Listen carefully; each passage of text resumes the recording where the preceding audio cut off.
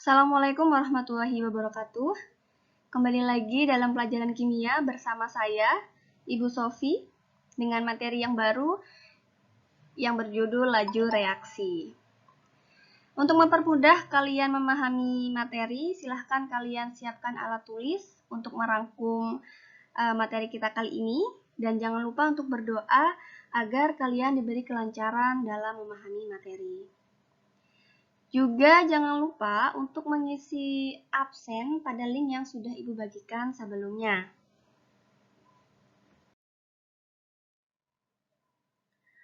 Oke, apakah kalian pernah melakukan percobaan di laboratorium kimia? Nah, jika kita melakukan percobaan di laboratorium, zat-zat kimia yang kita campurkan akan terjadi dua kemungkinan, yaitu terjadi reaksi kimia atau tidak terjadi reaksi kimia. Ingatkah kalian apa saja tanda terjadinya reaksi kimia yang sudah kalian pelajari saat SMP? Di antaranya ada terbentuk gas, perubahan suhu, perubahan warna, dan terbentuknya endapan. Reaksi kimia ini ada yang berlangsung cepat dan ada yang berlangsung lambat, tergantung dari faktor-faktor yang mempengaruhinya. Yang mana nanti faktor-faktor yang mempengaruhi laju reaksi ini juga kalian pelajari setelah materi ini. Materi ini sangat penting karena berhubungan dengan fenomena-fenomena dalam kehidupan sehari-hari dan aplikasinya dalam proses industri. Laju menyatakan seberapa cepat atau seberapa lambat suatu proses berlangsung. Seperti contoh berikut, laju sepeda motor pembalap yang memiliki kecepatan 125 km per jam, kemudian laju pesawat yang memiliki kecepatan 2000 km per jam, juga laju pompa bensin yang memiliki kecepatan 50 liter per menit.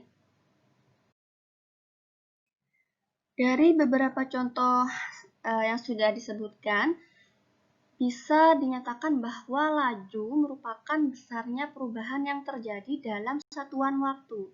Satuan waktu itu sendiri bisa berupa detik, menit, jam, atau hari. Lalu pertanyaannya, bagaimanakah cara menyatakan laju dalam reaksi kimia? Seperti yang kalian sudah pelajari, reaksi kimia merupakan proses perubahan zat per reaksi atau bisa kita kenal dengan reaktan menjadi hasil reaksi atau produk. Contohnya untuk reaksi 2H2 dan O2 menjadi 2H2O. Yang bertindak sebagai reaktan adalah zat-zat yang berada di kiri panah. Ya, zat-zat yang berada di kiri panah. Sedangkan yang bertindak sebagai produk adalah zat yang berada di kanan panah. Nah, seiring dengan bertambahnya waktu reaksi, maka jumlah zat per reaksi akan semakin sedikit. Karena mereka bereaksi, kemudian menghasilkan produk.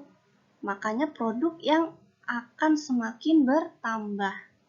Jadi, laju reaksi adalah perubahan konsentrasi per reaksi atau hasil reaksi dalam satuan waktu.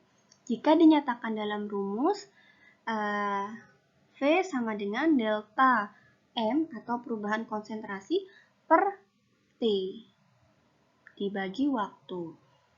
Untuk grafik konsentrasi terhadap waktu bisa kalian lihat reaktan dari atas ke bawah karena dia semakin berkurang. Sedangkan produk dari bawah ke atas karena konsentrasinya semakin bertambah. Contohnya pada reaksi N2 plus 3H2 menjadi 2NH3. Maksud laju reaksi dari persamaan reaksi tersebut, untuk N2 dan H2 yang bertindak sebagai reaktan, ini mengalami laju pengurangan konsentrasi. Sedangkan untuk NH3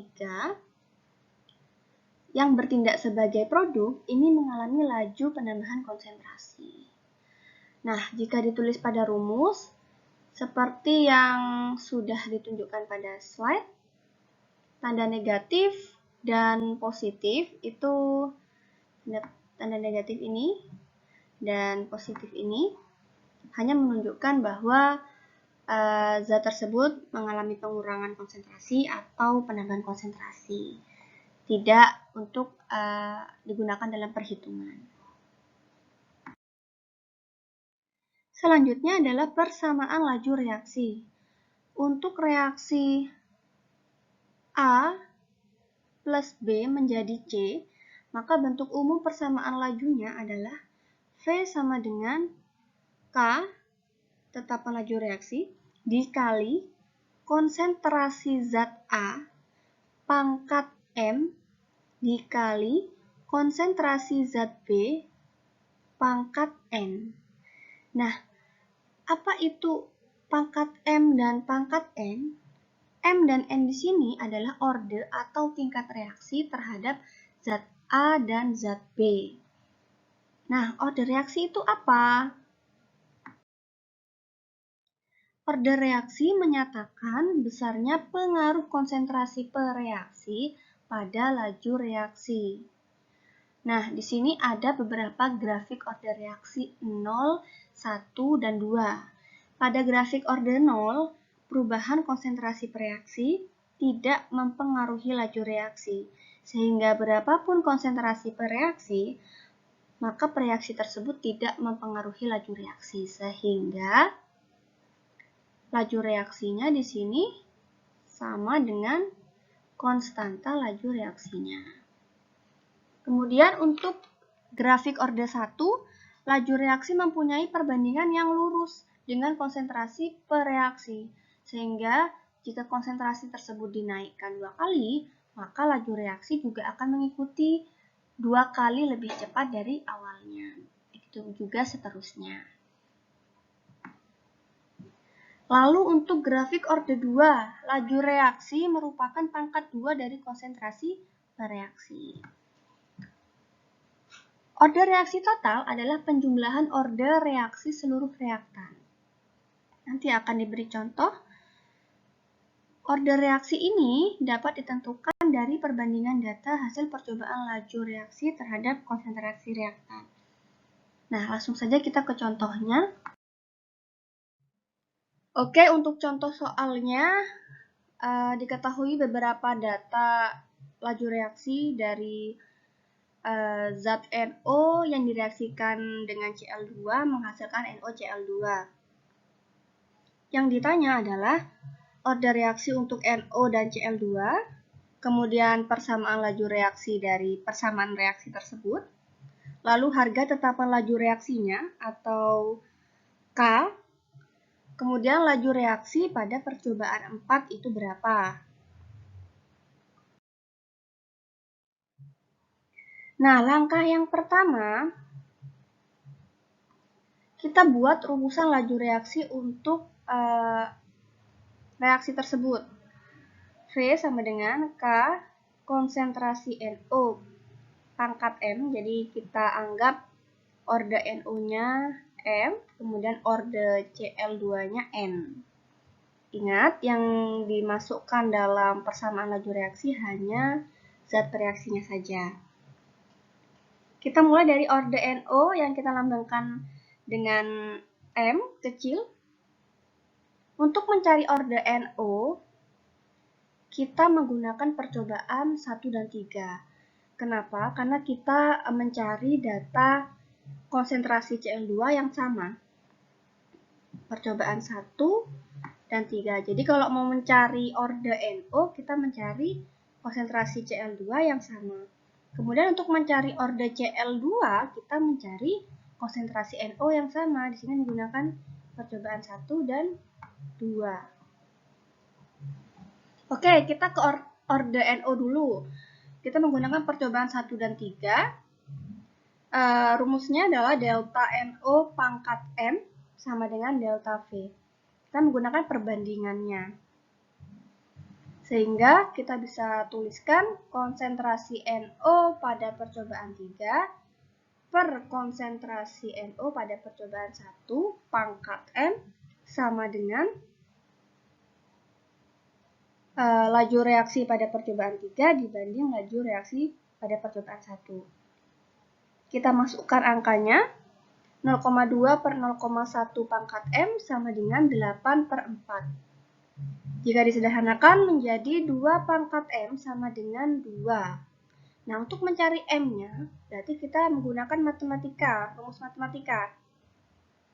2 pangkat berapa yang sama dengan 2? Yaitu 1. Sehingga M-nya 1. 2 pangkat 1 sama dengan 2. Lalu untuk order Cl2 yang kita lambangkan dengan N, kita menggunakan percobaan 1 dan 2 ya. Kita mencari konsentrasi NO yang sama. Ini ada pada percobaan 1 dan 2. Kita menggunakan perbandingan konsentrasi Cl2 pada percobaan 2 dibanding konsentrasi Cl2 pada percobaan 1 sama dengan laju reaksi percobaan 2 per laju reaksi percobaan 1. Kita masukkan datanya, 0,2 per 0,1 pangkat N sama dengan 16 per 4. Kita sederhanakan, 0,2 bagi 0,1 sama dengan 2 pangkat N sama dengan 16 bagi 4 sama dengan 4 ya. Sehingga N di sini sama dengan 2. 2 pangkat 2 sama dengan 4. Seperti itu. Nah, sekarang kita sudah mendapatkan order NO dan order Cl2. Selanjutnya, nah setelah kalian mendapatkan order reaksi NO dan order reaksi Cl2, maka kita dapat menentukan rumusan laju reaksinya menjadi V sama dengan K kali konsentrasi NO pangkat 1 dikali konsentrasi Cl2 pangkat 2. Selanjutnya untuk memperoleh nilai K, kita memasukkan salah satu dari data percobaan tabel tersebut. Di sini kita menggunakan percobaan 1 misalnya. Kita langsung saja masukkan ke rumusnya. Untuk mencari K berarti K sama dengan V per konsentrasi NO dikali konsentrasi Cl2 pangkat 2. Kita masukkan saja datanya. Di sini didapatkan nilai K 4 kali 10 pangkat 3 M pangkat min 2 S pangkat min 1. Nah, pertanyaan terakhir, maka laju reaksi pada percobaan 4 adalah V sama dengan 4 kali 10 pangkat 3, ini nilai K-nya. Kemudian kita masukkan konsentrasi NO pada percobaan 4, yaitu 0,3. Lalu konsentrasi Cl2 pada percobaan 4 juga 0,3, dipangkatkan 2, sama dengan 108 meter per sekon.